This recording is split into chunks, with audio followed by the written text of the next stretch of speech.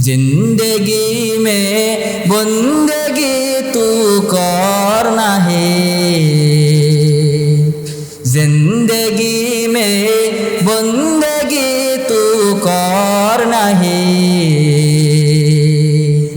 जिंदगी में बंदगी शर्मिंदा है, जिंदगी बे बंदगी शर्मिंदा है। दुनिया में हो दुनिया का तलबगार में हो, दुनिया में हो दुनिया का तलबगार में हो, बाजार से गुजर हो खरीदार में हो, दुनिया में हो दुनिया का तलबगार में हो, बाजार से गुजर हो खरीदार में हो। ये दुनिया एक मिसल कागज फूल है, ये दुनिया एक मिसल कागज फूल है, जिंदगी में बंदगी शर्मिंदा हो, जिंदगी में बंदगी शर्मिंदा हो। এই জন্য বাজান আপনার আমার জীবনকে জিন্দিগিওয়ালা বন্দিগিওয়ালা জিন্দিগি বানাতে হবে। ওই জিন্দিগির কোনো দাম নাই যে জিন্দিগিতে আল্লাহ তাআলার বন্দেগি নাই। কিন্তু আজকে আমরা আল্লাহ তাআলার বন্দেগি ছেড়ে দিয়ে দুনিয়ার পেছনে মুক্ত, আজকে আমরা আল্লাহ তাআলার বন্দেগি ছেড়ে দিয়ে দুনিয়ার পেছনে মত্ত, দুনিয়ার লোভ লালসায় পড়ে গেছি। আমরা শুধু দোকান টু ফ্যাক্টরি, ফ্যাক্টরি টু দোকান, বাড়ি টু দোকান, দোকান টু বাজার, এইভাবে আমাদের দিন চলে যাচ্ছে। এরপরে যে রাস্তার মাধ্যমে আমি আমার মূল আলোচনায় চলে যাই বাজান, এরপরে যে রাস্তার মাধ্যমে আল্লাহ তাআলা বান্দার কাছে রিজিক পৌঁছে থাকেন, সেই রাস্তাটা হচ্ছে কামাইয়ের চেষ্টা করতে হবে। আজব ব্যাপার দেখেন, কামাইয়ের চেষ্টা কয় নম্বরে বলা হয়েছে? 5 নম্বরে। প্রথমে নামাজের কথা বলা হয়েছে, তারপরে তাকওয়ার কথা বলা হয়েছে, তারপর তাওয়াক্কুলের কথা বলা হয়েছে, তারপর ইস্তিগফারের কথা বলা হয়েছে। 5ম নম্বরে গিয়ে বলা হয়েছে কামাইয়ের জন্য চেষ্টা করতে হবে, রোজগারের জন্য চেষ্টা করতে হবে। কিন্তু আজব ব্যাপার হলো আমাদের সমাজের মানুষ প্রথম 4টা বাদ দিয়ে শুধু 5ম নম্বরটা করে। বলেন যার রিজিকের 5টা রাস্তায় খোলা আছে তার রিজিক কি বেশি আসবে? না, যার একটা রাস্তা খোলা আছে তার রিজিক বেশি আসবে। যার 5টা রাস্তা খোলা আছে তারই তো রিজিক বেশি আসবে। তো যেই ব্যক্তি আগের 4টা করার পর যে 5মটা করে, আল্লাহ তাআলা তাকে ভরপুর রিজিক দিবেন। এই ব্যক্তিকে আল্লাহ তাআলা এমন কোনো মুসিবত দিবেন না যেই মুসিবতের কারণে তার লক্ষ লক্ষ টাকা চলে যাবে। আল্লাহ তাআলা এমন কোনো বালা দিবেন না, এমন কোনো রোগ দিবেন না যেই রোগের কারণে তার লক্ষ লক্ষ টাকা ডাক্তারের কাছে চলে যাবে। আল্লাহ তাআলা তাকে বিপদ আপদ থেকে হেফাজত করবেন। 5ম নম্বরে গিয়ে আল্লাহ তাআলা বলেন যে বান্দা এইগুলো করার পর এবার তোমার রিজিকের চেষ্টা করতে হবে। দলিল কি বলেন? দলিল আল্লাহ তাআলা 28 নম্বর পারার 13 নম্বর পৃষ্ঠার সূরা জুমার 10 নম্বর আয়াতে বলেন ফাইযা কুদিয়াতিস সালাতু ফান্তাশিরু ওয়াবতাগু মিন ফাদলিল্লাহ ওয়াযকুরুল্লাহা কাসীরান লাআল্লাকুম তুফলিহুন। আল্লাহ তাআলা বলেন বান্দা যখন তুমি নামাজ শেষ করো, নামাজ থেকে ফারাগ হয়ে যাও, নামাজ থেকে বিরত হয়ে যাও, তখন তুমি হালাল রিজিকের উপার্জনের জন্য তুমি জমিনে ছড়িয়ে পড়ো। কিন্তু আমরা তো নামাজ না পড়েই ফজরের আগেই দোকানে চলে যাই, ফ্যাক্টরিতে চলে যাই। আল্লাহর কসম, আল্লাহর কসম, যে ব্যক্তি ফজরের নামাজ পড়ে দোকান করে, ফ্যাক্টরি করে, বাজার করে, ব্যবসা করে, আল্লাহ তাআলা তাকে যে অন্তরের প্রশান্তি দেন পৃথিবীর আর কোনো মানুষকে লক্ষ কোটি টাকা হলো এই প্রশান্তি সে পাবে না। সে স্বাচ্ছন্দ্যে সে দুনিয়ার রিজিক উপার্জন করে, তার ভিতরে কোনো টেনশন থাকে না। কিন্তু যে আল্লাহর বিধানকে লঙ্ঘন করে, নামাজকে বাদ দিয়ে যে ফজরের আগেই দোকানে চলে যায় অধিক লাভের জন্য, তার যত টাকাই হোক তার আরও টাকা লাগবে। দুনিয়ার একটা আকর্ষণ, দুনিয়ার একটা লোভ থাকে। তাই বাজান নামাজ কায়েম করতে হবে, নামাজের প্রতি মনোযোগী হতে হবে, নামাজের প্রতি মন দিতে হবে, নামাজের বিকল্প কিছু নেই। কিয়ামতের দিন কিন্তু সর্বপ্রথম আপনার আমার নামাজের হিসাব হবে। নামাজ ব্যতীত কোনো মুমিন জান্নাতে যেতে পারবে না, কারণ নামাজ হলো মুমিনের জান্নাতে যাওয়ার চাবি। আসসালাতু মিফতাহুল জান্নাহ। আল্লাহ রাসূল সাল্লাল্লাহু আলাইহি ওয়াসাল্লাম বলেন নামাজ বেহেশতের চাবি। তাই আপনি যত ভালো কাজ করেন, যদি আপনার চাবি না থাকে আপনি জান্নাত যেতে পারবেন না। আলহামদুলিল্লাহ আলহামদুলিল্লাহিল্লাযী জাআলা আশ-শামসা ওয়াল কমারা বিহুসবান ওয়ান নাজমা ওয়াশ-শাজারা ইয়াসজুদান ওয়া ফাদ্দালা জামানান আলা জামান কামানান আলা মাকান ওয়া ইনসানান আলা ইনসান ওয়াহদাহু লা শারীকা লাহু লা দিদ্দা লাহু ওয়া লা নিদ্দা লাহু ওয়া লা মিছলা লাহু وأشهد أن سيدنا وسندنا وحبيبنا وحبيب ربنا وطبيبنا وطبيب مرشدنا وحبيب قلوبنا ومولانا محمدا عبده المصطفى ونبيه المجتبى ورسوله المرتضى صلى الله تعالى عليه وعلى آله وأصحابه وبارك وسلم تسليما كثيرا كثيرا. أرسله الله تعالى بالحق بشيرا ونذيرا وداعيا إلى الله بإذنه وسراجا منيرا. أما بعد فأعوذ بالله من الشيطان الرجيم. بسم الله الرحمن الرحيم. وأمر أهلك بالصلاة واصطبر عليها لا نسألك رزقا نحن نرزقك والعاقبة للتقوى. وقال رسول الله صلى الله عليه وسلم أول ما يحاسب به العبد يوم القيامة الصلاة. صدق الله المولانا العظيم وصدق رسوله النبي الكريم. رہے میرے مسکن حوالی کعبہ بنے میرے مدفن دیار مدینہ بلغ العلا بکمالہ كشف الدجى بجماله حسنت جميع خصاله صلوا عليه وآله. زیارت مدینہ کی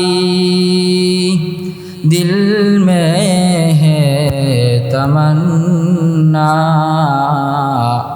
نہیں ہے میرے پاس سفر کی سمانا بلغ العلا بکمالہ کشف الدجى بجمالہ حسنت جميع خصاله صلوا عليه وآله. এ দুনিয়া মিছে গুলে ভাই শুধু আশার খেলা ঘর, চোখ বুঝিলে দেখিবি রে মন কে আপনার কে বাপর। কোথা থেকে আগমন কোথা যেতে হবে রে, কে আনিল কি কারণে জানা নাই ভবেতে। सुनो हाफिज बाचू गुयाम के गुलताजा नमी मानाद अगर मानद सभी मानाद सबिनी घर नमी मानाद दीप्त कण्ठे हाफिज कहे ফুলতাজা কি রয় কখনো একেরা তোর কি দুরাত রহায় ভুল বুঝিস না তোর জীবন নদী পথে নৌকা চালাও কেরে মাঝি ভাই বেলা ডোবার আগে আমি ওপার হতে চাই ডুবে গেলে বেলা আর সে তো উঠে না ভেঙ্গে গেলে মেলা আর সে তো জমে না। আলহামদুলিল্লাহ, সকল প্রশংসা মহান রবের জন্য, যিনি আমাদেরকে দয়া করে মায়া করে সুস্থ রেখে দীর্ঘ একটি মাস পর আবার ইসলামী মজলিসে একত্রিত হওয়ার তৌফিক দান করেছেন। এই কারণে আমরা সকলে অন্তরস্থল থেকে মহান রবের দরবারে কালিমাতু শুকর আদায় করি, সকলে বলি আলহামদুলিল্লাহ। মুহতারাম হাজিরিন, সংক্ষিপ্ত এই সময়ে আপনাদের মাঝে আমি গুরুত্বপূর্ণ কিছু বিষয় আলোকপাত করার চেষ্টা করব ইনশাআল্লাহ তাআলা। পৃথিবীর বুকে আমাদের বাঁচতে হলে আমাদের হালাল রিজিকের প্রয়োজন আছে। পৃথিবীর বুকে মানুষ যত অন্যায় করে রিজিকের অভাবে করে, পৃথিবীর বুকে মানুষ যত অপরাধ করে রিজিকের অভাবে করে। পৃথিবীর মানুষ সবাই চায় সুখ শান্তিতে থাকতে, সবাই চায় রিজিকের সচ্ছলতা, কিন্তু আল্লাহ তাআলা যেই রাস্তায় রিজিক রেখেছেন, যেই পথে রিজিক রেখেছেন, সেই পথে যদি আমরা তালাশ করি তাহলে আমরা পাবো। যদি ভিন্ন পথে তালাশ করি তাহলে কশ্চিনকাল আল্লাহ পাকের সেই দেওয়া রিজিক আমাদের পর্যন্ত পৌঁছাবে না। আমি কোনো ভূমিকা ছাড়াই মূল আলোচনায় চলে যাচ্ছি।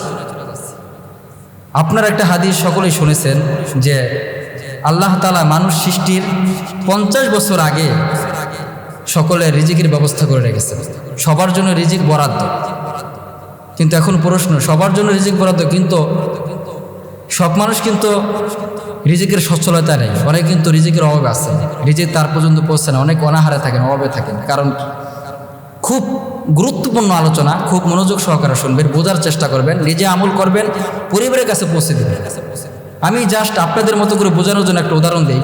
মনে করেন যে বাংলাদেশের বর্তমানে প্রধান উপদেষ্টা ডক্টর মোহাম্মদ ইউনূস, বাংলাদেশের যত নাগরিক আছে সকল নাগরিকের জন্য তিনি একটা বাজেট নির্ধারণ করলেন যে প্রত্যেক জনপ্রতি 5 লক্ষ করে টাকা দেওয়া হবে বা 5 লক্ষ টাকার ত্রাণ দেওয়া হবে। কিন্তু ঘটনাক্রমে যে রাস্তাগুলোতে এই ত্রাণ আসবে সেই রাস্তাগুলো বন্ধ। মনে করেন ত্রাণ কিভাবে আসে? গাড়ির মাধ্যমে আসে, গাড়ি বন্ধ, হরতাল। কি মাধ্যমে আসে? বিমানের মাধ্যমে আসে, বিমানও বন্ধ।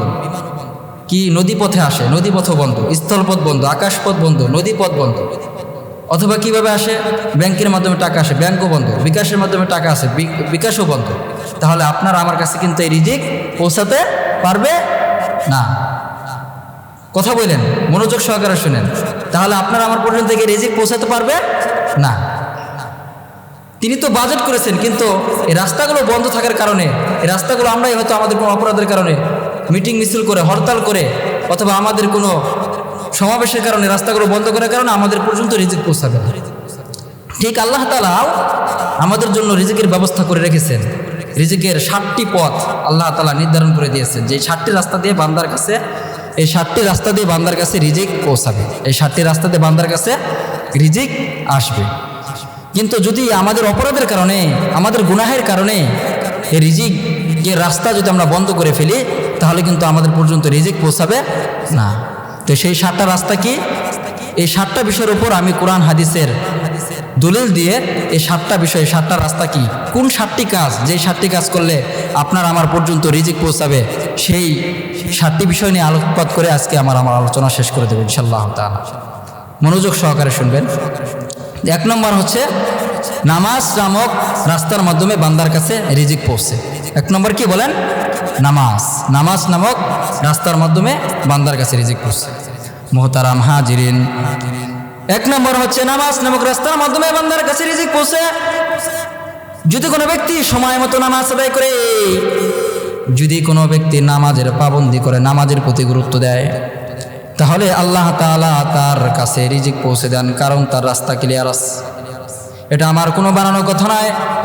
আল্লাহ তাআলা 16 নম্বর পারার 20 নম্বর পৃষ্ঠার সূরা তাহার 132 নম্বর আয়াতে আল্লাহ তাআলা নবীজিকে উদ্দেশ্য করে বলেন, ওয়ামুর আহলাকা বিসসালাহ ওয়াসতাবির আলাইহা লা নাসআলুকা রিজকা নাহনু নারযুকুকা ওয়াল আকিবাতু লিত্তাকওয়া।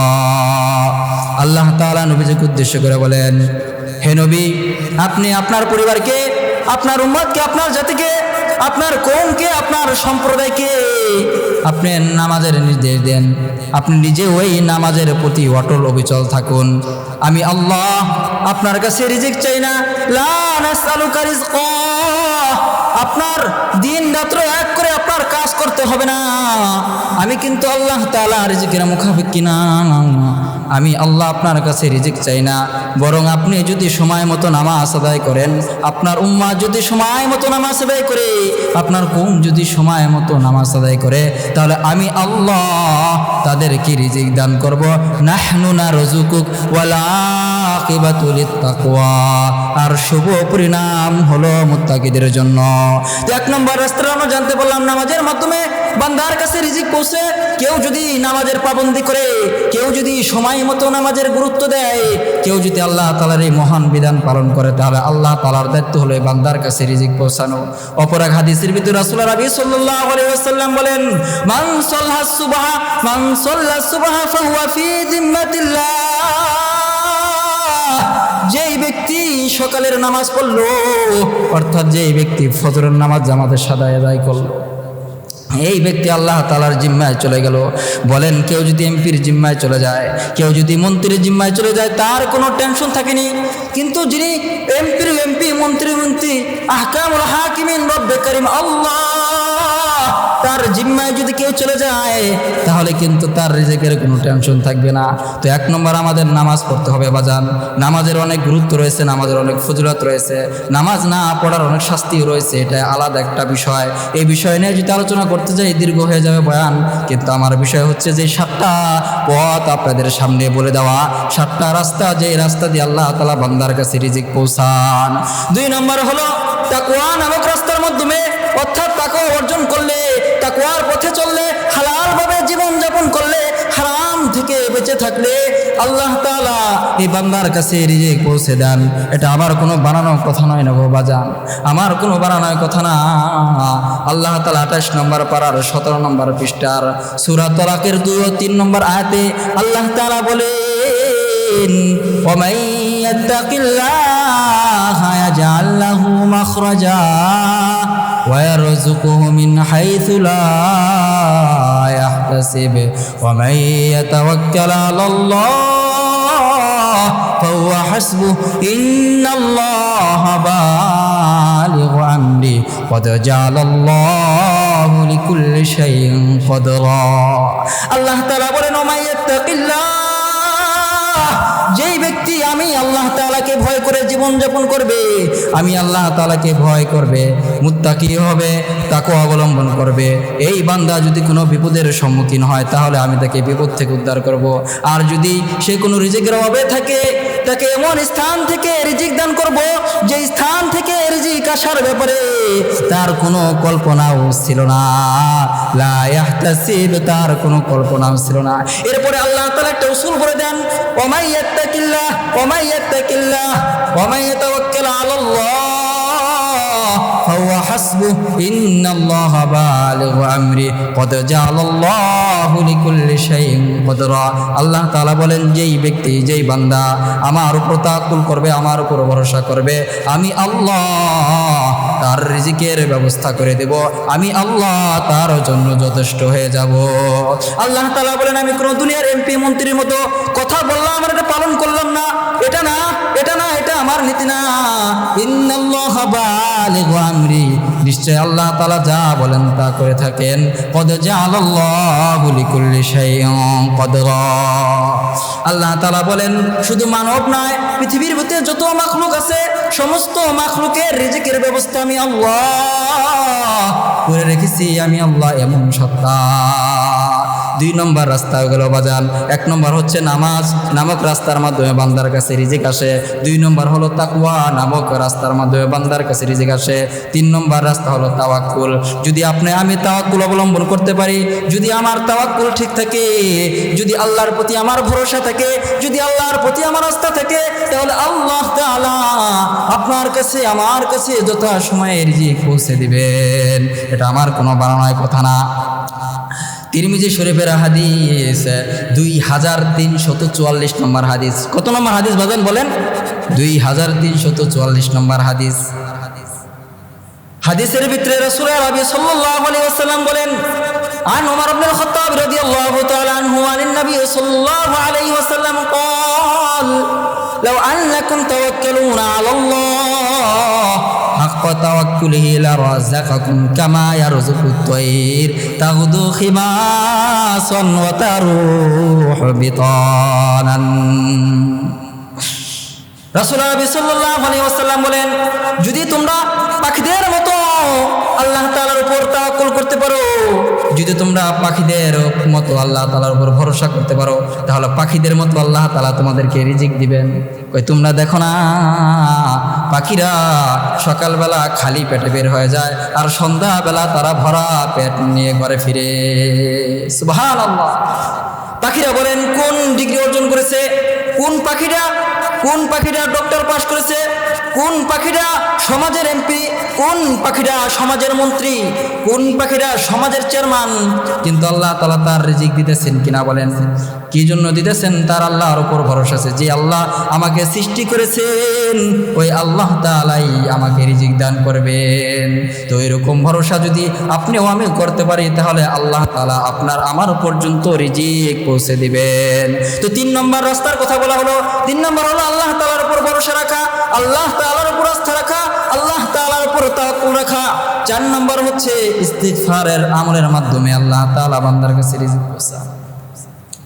বান্দা যখন গুনাহ করে, বান্দা গুনাহ করার কারণে বান্দার রিজিকের রাস্তা বন্ধ হয়ে যায়। গুনার কারণে বান্দার মুসিবত আসে, অ্যাক্সিডেন্ট হয়, দুর্ঘটনা হয়, রোগ ব্যাধি হয়, ডাক্তারের অনেক টাকা চলে যায় ডাক্তারের কাছে, বান্দা অনেক অসুবিধার ভিতরে পড়ে, তার টাকা পয়সা চলে যায়। তো যদি কেউ ইস্তিগফারের আমল করে তার গুনাহগুলো মাফ হয়ে যায়, তার গুনাহগুলো মাফ হয়ে গেলে তার রিজিকের রাস্তা প্রশস্ত হয়ে যায়। আল্লাহ তাআলা তার রিজিকের যেই ব্যবস্থা করে রেখেছেন সেটা তার পর্যন্ত পৌঁছে দেয়, তার রাস্তা ক্লিয়ার। আবু দাউদ শরীফের 1518 নম্বর হাদিস। কত নম্বর হাদিস বাদান? হাদিসটা মনে রাখবেন, আবু দাউদ শরীফের 1518 নম্বর হাদিস। আন ইবনে আব্বাস রাদিয়াল্লাহু তাআলা আনহু قال قال رسول الله صلى الله عليه وسلم من لزم الاستغفار جعل الله له من كل ضيق مخرجا ومن كل هم فرجا ورزقه من حيث لا يحتسب। আল্লাহর হাবিব সাল্লাল্লাহু আলাইহি ওয়াসাল্লাম বলেন, মান লাজিমাল ইস্তিগফার, যে ব্যক্তি ইস্তিগফারকে লাজিম করে নেবে, আস্তাগফিরুল্লাহ আস্তাগফিরুল্লাহ আস্তাগফিরুল্লাহ রাব্বি মিন কুল্লি যামবি ওয়া আতুবু ইলাইহি, বেশি বেশি পাঠ করবে, বেশি বেশি এটা আমল করবে, অর্থাৎ সদা সর্বদা উঠতে বসতে সময় পেলে ইস্তিগফারের আমল করবে। তাহলে আল্লাহ তাআলা এই বান্দা যদি কোনো বিপদে থাকে বিপদ থেকে উদ্ধার করবেন, যদি কোনো মুসিবতে থাকে মুসিবত থেকে মুক্তি দিবেন। আর যদি রিজিকের অভাবে থাকে তাহলে এমন স্থান থেকে আল্লাহ তাকে রিজিক দিবেন যে স্থান থেকে রিজিক আসার ব্যাপারে তার কোনো কল্পনাও ছিল না। আকে বামর গে হাওয়া মাহিদিহাদ বন্দেগারা দৌলত শাহিদিহাদ। আল্লাহ তাআলা কেন আপনাকে রিজিক দিবেন না বলেন? কেন আল্লাহ তাআলা আপনাকে রিজিক দিবেন না? আল্লাহ তাআলা তো এমন এক সত্তা যিনি আকাশের উড়ন্ত পাখিকে সমুদ্রের মাছ পান করান, মাছ খাওয়ান। কেমন সত্তা দেখেন আল্লাহ তাআলা। আকাশে পাখি উড়ে যায় আর সমুদ্রের নিচে মাছ থাকে। এই মাছকে আল্লাহ তাআলা পাখির রিজিক হিসাবে নির্ধারণ করেছেন। দেখেন না, বক আকাশে উঠতে থাকে, কক করে যায় একটা মাছ মুখে করে উড়ে নিয়ে চলে যায়। আল্লাহ তাআলা কবি এই কথাই বলেছেন, আকে বামর গে হাওয়া মাহিদ হাদ বন্দেগারা দৌলত শাহিদি হাদ। এই জন্য বাজান, ইবাদত ছাড়া আপনার আমার কোনো মুক্তি নাই। ইবাদত করতে হবে, আল্লাহ তাআলার বন্দেগী করতে হবে, নামাজ পড়তে হবে, তাওয়াক্কুল অবলম্বন করতে হবে, আল্লাহর প্রতি ভরসা রাখতে হবে, তাকওয়া অবলম্বন করতে হবে, ইস্তিগফারের আমল করতে হবে। जिंदगी में बंदगी तू करना है, जिंदगी में बंदगी तू करना है, जिंदगी में बंदगी शर्मिंदा है, जिंदगी बे बंदगी शर्मिंदा है। दुनिया में हो दुनिया का तलबगार में हो, दुनिया में हो दुनिया का तलबगार में हो, बाजार से गुजर हो खरीदार में हो, दुनिया में हो दुनिया का तलबगार में हो, बाजार से गुजर हो खरीदार में हो। ये दुनिया एक मिसल कागज फूल है, ये दुनिया एक मिसल कागज फूल है, जिंदगी में बंदगी शर्मिंदा हो, जिंदगी में बंदगी शर्मिंदा हो। এই জন্য বাজান, আপনার আমার জীবনকে জিন্দিগিওয়ালা বন্দিগিওয়ালা জিন্দিগি বানাতে হবে। ওই জিন্দিগির কোনো দাম নাই যে জিন্দিগিতে আল্লাহ তাআলার বন্দেগী নাই। কিন্তু আজকে আমরা আল্লাহ তাআলার বন্দেগী ছেড়ে দিয়ে দুনিয়ার পিছনে মত্ত, আজকে আমরা আল্লাহ তাআলার বন্দেগী ছেড়ে দিয়ে দুনিয়ার পিছনে মত্ত, দুনিয়ার লোভ লালসায় পড়ে গেছি। আমরা শুধু দোকান টু ফ্যাক্টরি, ফ্যাক্টরি টু দোকান, বাড়ি টু দোকান, দোকান টু বাজার, এইভাবে আমাদের দিন চলে যাচ্ছে।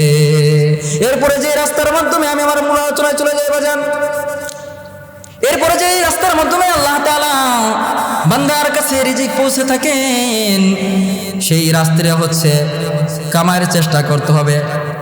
আজব ব্যাপার, দেখেন কামাইয়ের চেষ্টা কয় নম্বরে বলা হয়েছে? 5 নম্বরে। প্রথমে নামাজের কথা বলা হয়েছে, তারপরে তাকওয়ার কথা বলা হয়েছে, তারপর তাওয়াক্কুলের কথা বলা হয়েছে, তারপর ইস্তিগফারের কথা বলা হয়েছে। 5ম নম্বরে গিয়ে বলা হয়েছে কামাইয়ের জন্য চেষ্টা করতে হবে, রোজগারের জন্য চেষ্টা করতে হবে। কিন্তু আজব ব্যাপার হলো, আমাদের সমাজের মানুষ প্রথম 4টা বাদ দিয়ে শুধু 5ম নম্বরটা করে। বলেন, যার রিজিকের 5টা রাস্তায় খোলা আছে তার রিজিক কি বেশি আসবে? না, যার একটা রাস্তা খোলা আছে তার রিজিক বেশি আসবে।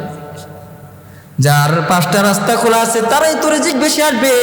তো যেই ব্যক্তি আগের 4টা করার পর যে 5মটা করে, আল্লাহ তাআলা তাকে ভরপুর রিজিক দিবেন। এই ব্যক্তিকে আল্লাহ তাআলা এমন কোনো মুসিবত দিবেন না যেই মুসিবতের কারণে তার লক্ষ লক্ষ টাকা চলে যাবে। আল্লাহ তাআলা এমন কোনো বালা দিবেন না, এমন কোনো রোগ দিবেন না যেই রোগের কারণে তার লক্ষ লক্ষ টাকা ডাক্তারের কাছে চলে যাবে। আল্লাহ তাআলা তাকে বিপদ আপদ থেকে হেফাজত করবেন। 5ম নম্বরে গিয়ে আল্লাহ তাআলা বলেন যে, বান্দা এইগুলো করার পর এবার তোমার রিজিকের চেষ্টা করতে হবে। দলিল কি বলেন? দলিল আল্লাহ তাআলা 28 নম্বর পারার 13 নম্বর পৃষ্ঠার সূরা জুমার 10 নম্বর আয়াতে বলেন, ফাইযা কুদিয়াতিস সালাতু ফান্তাশিরু ওয়াবতাগু মিন ফাদলিল্লাহ ওয়াযকুরুল্লাহা কাসীরান লাআল্লাকুম তুফলিহুন। আল্লাহ তাআলা বলেন, বান্দা যখন তুমি নামাজ শেষ করো, নামাজ থেকে ফারাগ হয়ে যাও, নামাজ থেকে বিরত হয়ে যাও, তখন তুমি হালাল রিজিকের উপার্জনের জন্য তুমি জমিনে ছড়িয়ে পড়ো। কিন্তু আমরা তো নামাজ না পড়েই ফজরের আগেই দোকানে চলে যাই, ফ্যাক্টরিতে চলে যাই। আল্লাহর কসম, আল্লাহর কসম, যে ব্যক্তি ফজরের নামাজ পড়ে দোকান করে, ফ্যাক্টরি করে, বাজার করে, ব্যবসা করে, আল্লাহ তাআলা তাকে যে অন্তরের প্রশান্তি দেন, পৃথিবীর আর কোনো মানুষকে লক্ষ কোটি টাকা হলো এই প্রশান্তি সে পাবে না। সে স্বাচ্ছন্দ্যে সে দুনিয়ার রিজিক উপার্জন করে, তার ভিতরে কোনো টেনশন থাকে না। কিন্তু যে আল্লাহর বিধানকে লঙ্ঘন করে, নামাজকে বাদ দিয়ে যে ফজরের আগেই দোকানে চলে যায় অধিক লাভের জন্য, তার যত টাকাই হোক তার আরও টাকা লাগবে। দুনিয়ার একটা আকর্ষণ, দুনিয়ার একটা লোভ থাকে। তাই বাজান, নামাজ কায়েম করতে হবে, নামাজের প্রতি মনোযোগী হতে হবে, নামাজের প্রতি মন দিতে হবে। নামাজের বিকল্প কিছু নেই। কিয়ামতের দিন কিন্তু সর্বপ্রথম আপনার আমার নামাজের হিসাব হবে। নামাজ ব্যতীত কোনো মুমিন জান্নাতে যেতে পারবে না, কারণ নামাজ হলো মুমিনের জান্নাতে যাওয়ার চাবি। আস-সালাতু মিফতাহুল জান্নাহ। আল্লাহর হাবিব সাল্লাল্লাহু আলাইহি ওয়াসাল্লাম বলেন, নামাজ বেহেশতের চাবি। তাই আপনি যত ভালো কাজ করেন, যদি আপনার চাবি না থাকে আপনি জান্নাত যেতে পারবেন না। তাই মুহতারাম হাজিরিন, নামাজ কায়েম করতে হবে। এবার আসি আমরা 6 নম্বর কোন রাস্তা, 6 নম্বর কি কাজ, যেই কাজ করলে আল্লাহ তাআলা বান্দার কাছে রিজিক পৌঁছে দেন। আমার আলোচনা শেষের দিকে বাজান, কিছুক্ষণ পরে আজান হবে। আমার আলোচনা আমি সংক্ষিপ্ত সময়ে শেষ করে দিব। আপনারা যথাসময়ে জামাতে শরীক হতে পারবেন, কেউ উঠা বসা করেন না। উঠা বসা করলে মনোযোগ নষ্ট হয়ে যাবে। তাই বাজান, 6 নম্বর হচ্ছে আত্মীয়তার সম্পর্ক বজায় রাখতে হবে। আত্মীয়তার সম্পর্ক ঠিক রাখতে হবে। যদি আমরা আত্মীয়তার সম্পর্ক ঠিক রাখি, তাহলে আল্লাহ তাআলা আপনার আমার রিজিকে বরকত দান করবেন, আল্লাহ তাআলা আপনার আমার হায়াতে বরকত দান করবেন। কিন্তু আমাদের সমাজের মানুষ এত বোকা, আজকে এই দুনিয়ার কারণে, রিজিকের কারণে ভাই ভাইয়ের সম্পর্ক নষ্ট হয়ে গেছে। এই দুনিয়ার কারণে, এই রিজিকের কারণে ভাই বোনের সম্পর্ক নষ্ট হয়ে গেছে। এমনকি যে সন্তানকে মা বাবা জন্ম দিয়েছে, এই সন্তান ও মা বাবাকে এক সময় দেখে না, শুধু দুনিয়ার লোভের কারণে আত্মীয়তার সম্পর্ক ছিন্ন করে। কিন্তু জানে না, আমি যদি আমার বোনের হক আদায় করি, যদি আমি মাসে বোনকে 1000 টাকা দেই, আমার সাধ্য অনুযায়ী যদি বোনের একটু খোঁজখবর নেই, আমার ভাইয়ের যদি একটু খোঁজখবর নেই, মা বাবার একটু খোঁজখবর নেই, তাহলে আল্লাহ তাআলা আমাকে আরও বেশি রিজিক দান করবেন, রিজিকের ভিতরে বরকত দান করবেন, আমার রিজিকে প্রশস্ততা দান করবেন। আল্লাহর কসম, আল্লাহর কসম, যারা তার ভাইয়ের সাথে সম্পর্ক ঠিক রাখে না, যারা তার বোনের সাথে সম্পর্ক ঠিক রাখে না, বোর কথা শুনে, তার জন্মদাতা মা বাবার কথা সে শুনে না, মা বাবার খোঁজ খবর নেয় না, তারা যদি লক্ষ টাকাও ইনকাম করে, তাদের এই টাকার ভিতরে বরকত থাকে না। এই টাকা মা বাবাকে দিলে কমতো না, আল্লাহ তাআলা বরকত দান করতেন। এই টাকার ভিতরে আল্লাহ তাআলা আরো বহু গুণ বাড়িয়ে দিতেন। কিন্তু যদি মা বাবার হক আদায় না করে, ভাই বোনের হক আদায় না করে, তাহলে এই টাকা তার কোনো দুর্ঘটনায় অথবা কোনো বাজে কাজে অথবা কোনো অ্যাক্সিডেন্টে তার এই টাকা চলে যাবে। তা আল্লাহর হাবিব সাল্লাল্লাহু আলাইহি ওয়াসাল্লাম বুখারী শরীফের 5985 নম্বর হাদিসে আল্লাহর হাবিব সাল্লাল্লাহু আলাইহি ওয়াসাল্লাম বলেন, আন আবি হুরায়রা রাদিয়াল্লাহু তাআলা আনহু قال قال رسول الله صلى الله عليه وسلم من أحب أن يبسط له في رزقه وينشأ في أثره فليصل رحمه। আল্লাহর হাবিব সাল্লাল্লাহু আলাইহি ওয়াসাল্লাম বলেন, যে ব্যক্তি চায় যে তার রিজিকে বরকত হোক, ওয়ায়ুনশা লাহু ফি আথারিহি, আর তার হায়াতে বরকত হোক, তার জীবনে কোনো দুর্যোগ নেমে না আসুক, তার জীবনে কোনো মুসিবত নেমে না আসুক, সে যেন ফালিয়াসিল রহিমা, সে যেন আত্মীয়তার সম্পর্ক বজায় রাখে। আত্মীয়তার সম্পর্ক বজায় রাখলে আল্লাহ তাআলা তার রিজিকে বরকত দান করবে। 6 নম্বর হচ্ছে যে রাস্তার মাধ্যমে আল্লাহ তাআলা বান্দার কাছে রিজিক পৌঁছান, যে রাস্তা মাধ্যমে আল্লাহ তাআলা বান্দা পর্যন্ত রিজিক পৌঁছান, যেই রিজিকের বরাদ্দ আল্লাহ তাআলা বান্দাকে সৃষ্টির 50 বছর আগে লিপিবদ্ধ করে রেখেছিলেন, কিন্তু তার আমলের কারণে এই রাস্তাগুলো আটকে ছিল। এই রাস্তাগুলোর ভিতরে 7ম সর্বশেষ রাস্তা হচ্ছে বিবাহ করার মাধ্যমে আল্লাহ তাআলা তার রিজিকের ভিতরে প্রশস্ততা দান করেন। অর্থাৎ বিবাহ নামক রাস্তার মাধ্যমে আল্লাহ তাআলা তার রিজিক পৌঁছে দেন তার কাছে। 18 নম্বর পারার 13 নম্বর পৃষ্ঠার সূরা নূরের 32 নম্বর আয়াতে আল্লাহ তাআলা বলেন, ওয়ানকিহুল আয়ামা মিনকুম ওয়াস-সালিহিনা মিন ইবাদিকুম ওয়া ইমাইকুম ইয়াকুনু ফুকারা ইউগনিহুমুল্লাহ। আল্লাহ তাআলা বলেন তোমরা বিবাহ করো, সংক্ষিপ্ত কথা হচ্ছে আল্লাহ বলেন তোমরা বিবাহ করো। যদি তোমরা বিবাহ করো ইয়াকুনু ফুকারা, যদি তোমরা ফকির হও, যদি তোমরা দরিদ্র হও, অভাব অনটনে থাকো, তাহলে বিবাহ করার মাধ্যমে আমি আল্লাহ তোমার রিজিকের ভিতরে প্রশস্ততা দান করব। ইউগনিহুমুল্লাহ, আমি আল্লাহ তাআলা তোমাদেরকে ধনী বানিয়ে দিব। যুবক ভাইরা শুনলেন আল্লাহ তাআলার কথা কি বলেন? এখনকার যুবকরা কি বলে যে আগে প্রতিষ্ঠিত হতে হবে, ঠিক না চাচা? এখনকার যুবকরা বলে যে আগে, এবং মা বাবারাও মানে এরকম একটা তিলচি কাজটা হয়ে গেছে আমাদের মা বাবারাও বলে যে আগে ছেলে সন্তান প্রতিষ্ঠিত হবে তারপর বিবাহ সাথী করবে। এটা ভুল ধারণা। আপনার যখন খিদা লাগে আপনি কি তখন খান, নাকি বলেন যে আমি আগে প্রতিষ্ঠিত হই তারপর আমি খাবার খাবো? কি বলেন? মানুষের যখন ক্ষুধা লাগে তখনই তো সে খাবার খায়। মানুষ একটা জৈবিক একটা চাহিদা আল্লাহ তাআলা দিয়েছেন। এই বয়সটা হচ্ছে 15, 16, 17, 18, 20 বছর পর্যন্ত। কিন্তু যুবকরা এই সময় বিবাহ না করে প্রতিষ্ঠিত হতে হতে এই মাথার সরকারি চাকরি পাবে, মাস্টার্স পাস করবে, প্রতিষ্ঠিত হবে, তারপর বিবাহ করবে। এটা ভুল ধারণা। বিবাহ শাদী করেন, আল্লাহ তাআলা রিজিকে বরকত দান করবে।